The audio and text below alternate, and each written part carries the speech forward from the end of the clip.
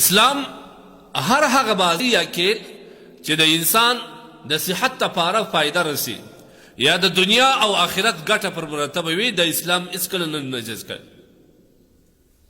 اکه ورزش وي یا کیل وي چې هغه د انسان و صحت ته فایده ورسي، هغه د انسان و بدن ته فایده ورسي، دا په اسلام کې ناجایز نه دی.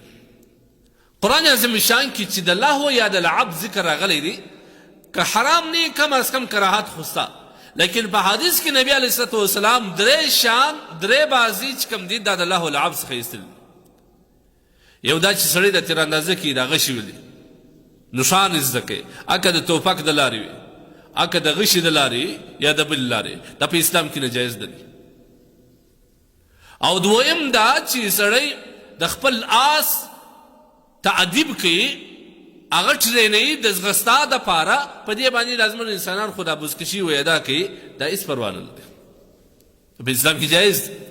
دریم د خپل کوروالا سره بازی کول یا د هغوی سره خندا یا د هغوی سره وخت ضایع کول چې کوم دی دا په اسلام کې ممانعت نه ده. لهذا معلومه خبره سره حدیث کې نازل نبی علیه الصلوة والسلام ته صحابي و یا رسول الله د پلانکي صحابي سره زه وزغلم مقابله ورسره وکړم، نبی علیه الصلوة والسلام ورته اجازه کړې. معلومه خبره سوه چې ځغستا یا هر هغه کیل، اکه فوټبال وي، اکه کرکټ وي یا بل وي چې د انسان صحت یا دماغ ته فایده رسوي، دا په اسلام کې ناجایز نه دی، دا جایز دی.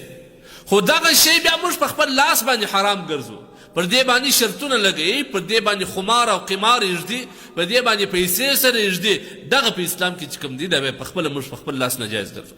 دا غټ غټ بیچونه چې دا کسان تاسې لیدلي ورته ناستې که پلانکي یې وګټل ته څو راکوې، که پلانکي یې وګټل زه څو درکوم، پر دې باندې شرطونه ایږدي. دا قمار چې کوم دی موږ په پښتو کې خمار ورته وایي، دا ډېر سخت حرام دی، دا د سود رقم حرام شی دی او دا موږ کوو. یا هر هغه بازی چې دا زموږ خاص کر پښتانه طبقه به یې اخته ده، دا په اسلام کې هېڅ روایت نه لري، دا حرام دی، نه د دماغ ګټه ده، نه د صحت، نه د دنیا، نه د آخرت ګټه شته. لکه دا کوتر بازی کول یا دغه رقم هګۍ جنګول یا نور داسې کارونه کول چې په هغه کې نه د دماغ ګټه وي، نه د انسان ګټه وي، نه د صحت ګټه پکښې وي، د هېڅ ګټه هم نه، هسې وخت ضایع کول.